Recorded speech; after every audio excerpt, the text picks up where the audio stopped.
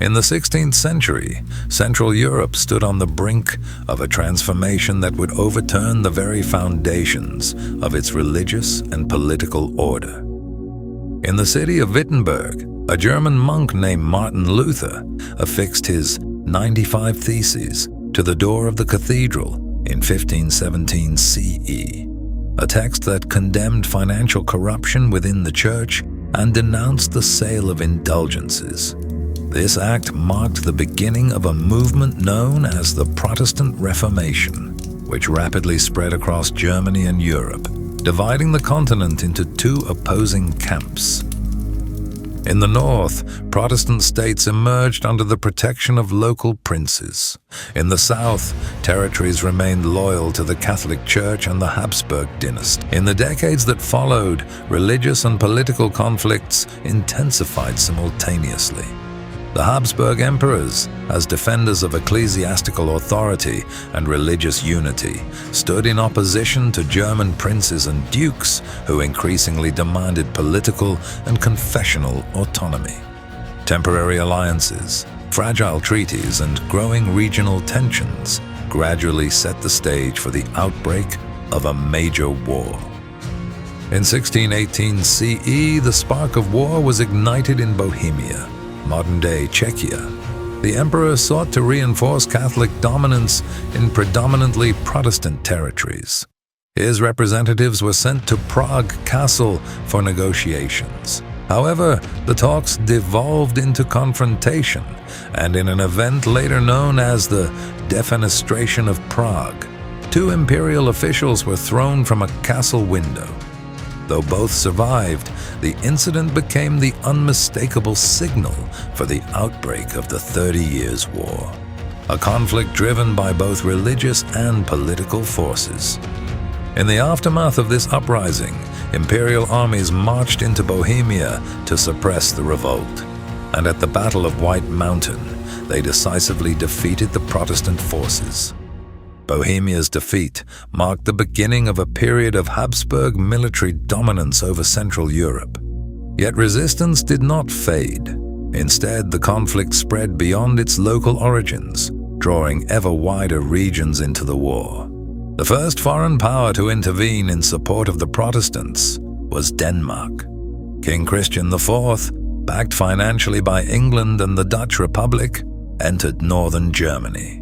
However, Denmark was defeated by the empire's brilliant commander, Albrecht von Wallenstein. His disciplined forces and professional mercenaries pushed the Danish army back to the Baltic Sea. With the Treaty of Lübeck in 1629 CE, Denmark withdrew from the war.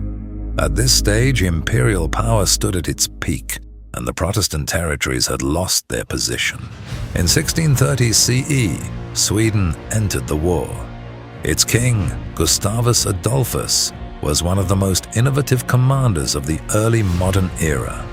He forged an army built on new artillery tactics, mobile formations, and the effective use of light infantry.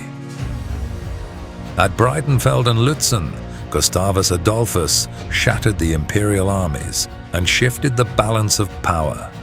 Yet at Lützen, in the very moment of victory, Gustavus Adolphus was killed. His death broke the spirit of the Swedish army, and the initiative was lost. The war entered a colder phase, where politics replaced religious idealism. Amid the chaos, France entered the conflict through political calculation. Though a Catholic kingdom, its chief minister, Cardinal Richelieu, concluded that Habsburg power on both of France's borders, Austria and Spain, posed a grave threat to national interests. As a result, France set aside religious allegiance and sided with the Protestants, offering military and financial support. In 1635, the French army formally entered the war, fighting alongside its Swedish allies and the German princes. At the Battle of Rocroi, the French army, led by the Duke of Enghien, defeated the forces of Spain. The victory ended Spain's military supremacy in Europe and marked the rise of France as a dominant power. That same year, Cardinal Richelieu died, but his policy endured. continuing to shape the course of the war. After 30 years of devastation, famine and mass displacement, the war finally came to an end with the Peace of Westphalia. The treaties, signed in the cities of Münster and Osnabrück, brought together the warring powers. Their outcomes laid the foundations of a new European order, shaping the continent for centuries to come. Sweden gained territories in northern Germany and along the Baltic coast. France acquired Alsace and Lorraine, emerging as the dominant power in Western Europe. The German princes secured religious and political autonomy. Each territory gained the right to choose its own faith. The Holy Roman Empire was reduced in practice to a symbolic entity, stripped of real authority over its lands. Germany's population was reduced by nearly half. Villages vanished, cities lay in ruins, and the economy fell back for generations. The Peace of Westphalia appeared to bring peace, but in reality, it sealed the permanent fragmentation of Germany.